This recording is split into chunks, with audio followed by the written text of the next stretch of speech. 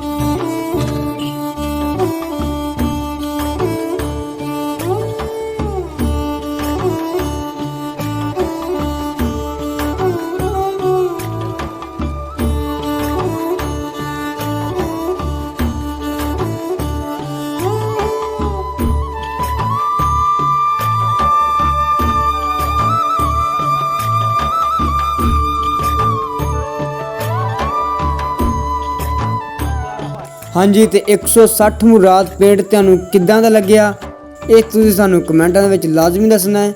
अगली वीडियो आपां किहड़े पिंड दी बनाईए ये भी तुसीं लाजमी कमेंट करना है। शुक्रिया। हाँ जी, उम्मीद है कि साडी वीडियो तुहानूं पसंद आई होएगी। ते हुण आपां मिलांगे अगली वीडियो दे विच। खुदा हाफिज़।